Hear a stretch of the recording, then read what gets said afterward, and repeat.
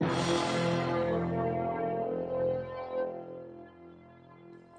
deceit of the media, distorted facts, and deceitful reporting in the Israel Gaza conflict. In 2 Thessalonians chapter 2, the Apostle Paul warns the believers that there would be a falling away from the gospel truth, which they had been taught and had believed. In fact, he specifically says that this iniquity was already at work. This falling away or apostasy was restrained, but Paul says it would be revealed and would eventually be destroyed at the coming of the Lord Jesus Christ. This Christian apostasy was restrained by paganism, the current religion of the Roman Empire at the time of the Apostle.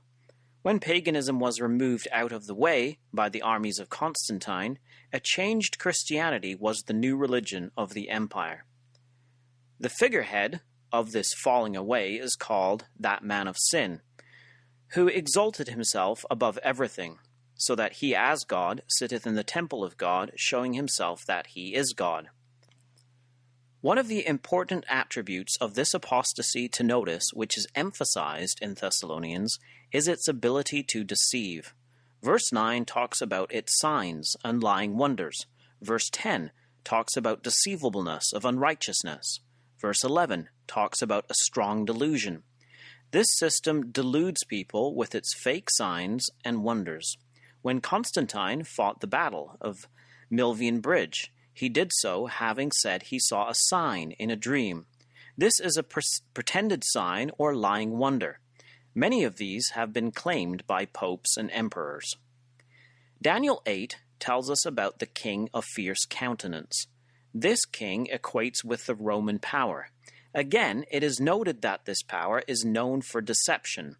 Daniel 8, verse 25, says that through his policy he shall cause craft, which is deceiving, or fraud, to prosper. Daniel 11 reveals more information about this king, using language which is picked up by the apostle in 2 Thessalonians. Daniel 11, verse 36 says, "And the king shall do according to his will, and he shall exalt himself and magnify himself above every god." Daniel 11, verse 37, goes on to tell us how this king would change his religion, an early prophecy of the change from pagan to Christian, which transformed the Roman Empire. The king of fierce countenance in Daniel is the deceptive man of sin in Thessalonians. Here, then, we have a Roman Christian system of which a preeminent characteristic is deception and fraud. This system would continue in the earth until it would be destroyed at the coming of the Lord Jesus Christ. Revelation 16 speaks about the coming of Christ in verse 15.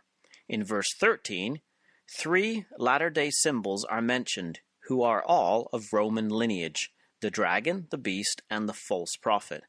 Notice the one adjective which is used with the prophet: false.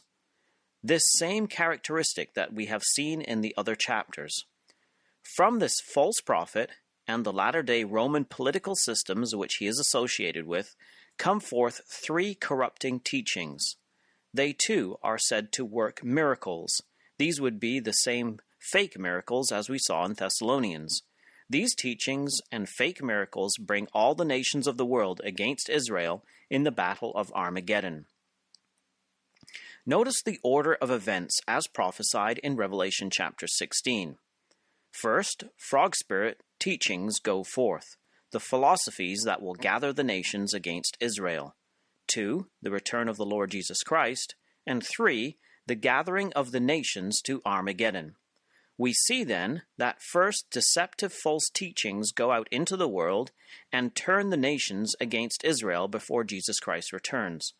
Revelation 16 is telling us that those that are living in the period directly preceding the return of the Lord Jesus Christ will live in a time of false information, propaganda, deceit, and fake news, which will cause the nations to be gathered together against the Hebrew development in Israel.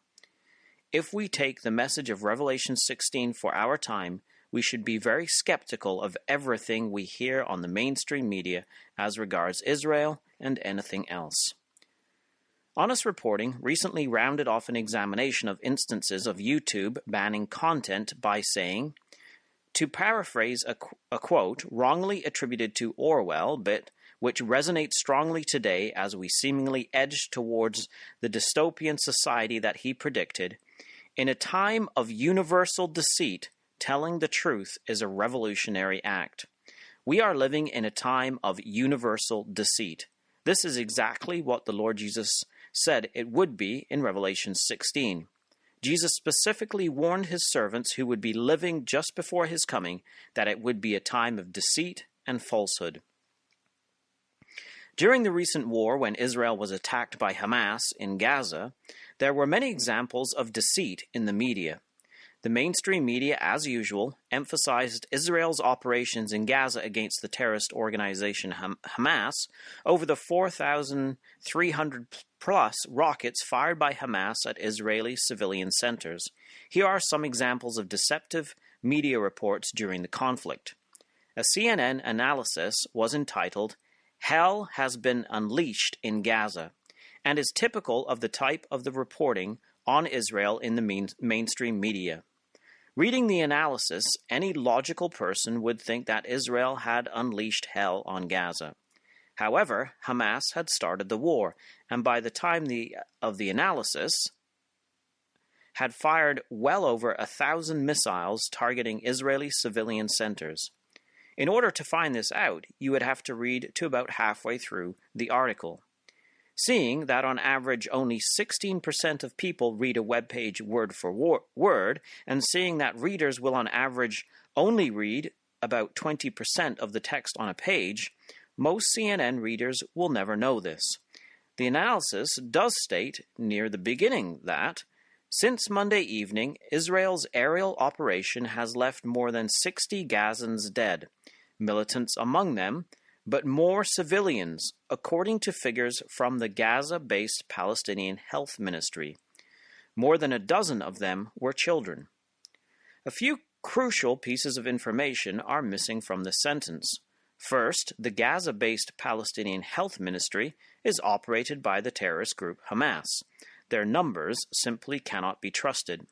Secondly, at least half of the quoted number of casualties of children were killed by a rocket fired by Hamas that didn't reach its target. The Al-Mizan Center for Human Rights in Gaza documented a Hamas rocket that fell short of its target and killed 8 civilians, including 6 children. Seeing that the terror organizations fire their rockets from civilian areas away from the periphery of the region, the rockets have to travel over civilian areas in Gaza before reaching Israel. During the recent war in Gaza, Hamas and Islamic Jihad fired, as already stated, 4,300-plus rockets, targeting Israeli civilian centers. 680 of these misfired and exploded inside Gaza, killing and injuring the civilian population of Gaza. The analysis also misrepresents the blockade of Gaza, stating, "Cut off from the rest of the world by an Israeli blockade of Gaza's land, air, and sea dating back to 2007, many of Gaza's inhabitants are dependent on foreign aid to survive. It is true that Israel blockades Gaza to stop them acquiring arms and the tools and materials to manufacture rockets. However, Gaza borders not only Israel, but also Egypt. Egypt also imposes the same blockade on Gaza. Israel lets a constant stream of aid material into the Strip, however." The New York Times is an influential newspaper with a circulation of about 375,000. On May 28th, the cover of the New York Times featured pictures of children that were killed in the Gaza conflict. The headline was, "They Were Just Children." The introductory text reads, "At least 67 people under the age of 18 in Gaza and 2 in Israel were killed during this month's conflict, according to initial reports. They had wanted to be doctors, artists, and leaders. Read their stories." How much information the New York Times had unearthed to report on their stories is doubtful. The third picture on the top row featured a picture of a little 6-year-old girl. However, doing a search by image on Google of her returned results back in 2018, when she had apparently been killed also.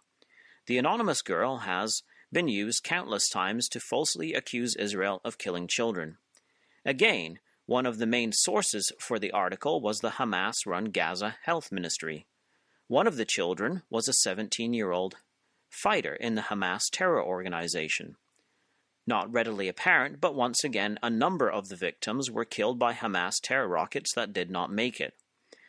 There is only one answer for such shoddy, biased reporting, and that it is not shoddy, but carefully crafted in a way to make Israel into the aggressor. During the recent Gaza conflict, there were demonstrations elsewhere in Israel in support of Gaza. Two Christians who do a podcast called the Joshua and Caleb Report came across a documented a staged demonstration near the large Palestinian city of Nablus. There were a couple of Israeli soldiers quite far away casually watching, but otherwise there was no Israeli presence. Only a number of the press and many protesters throwing rocks at no one except an empty road. Yet there were constant protesters being taken away in ambulances. The pictures from this staged protest are now available for sale on Getty Images, one of the largest suppliers of news images in the world. The Getty caption says, Palestinian protesters confront Israeli troops at the Hawara checkpoint south of Nablus city in the occupied West Bank on May 18, 2021, during a demonstration in support of those under bombardment in Gaza. This is a total fraud. There were no Israeli troops being confronted. There were no Israeli defense forces or riot police to hurt protesters, yet the wounded were being taken away in ambulances. The press knew this was the case, but reported a complete fraud. At the root of this bias is a belief that the Palestinian Arabs have a moral right to the land of Israel, that justice is on their side. It is believed that the Jewish state is a result of colonialism, and that the Jewish people have no right to the land. Any historical connection of the Jewish Hebrew people to the land is denied. This is, in effect, calling the God of Israel unjust for bringing the Jewish people back to their ancient land. This is the spirit that will bring the nations to Armageddon. The trending hashtag on social media during the conflict was Free Palestine. What this means, as seen on placards at demonstrations all over the world, is to free Palestine from the river to the sea. This is a call for the total destruction of the state of Israel. It is, in effect, a call for another Holocaust of the Jewish people. It is the hashtag of Armageddon. This has been David Billington with you for this week's Bible in the News. Come back next week, God willing, to www.bibleinthenews.com.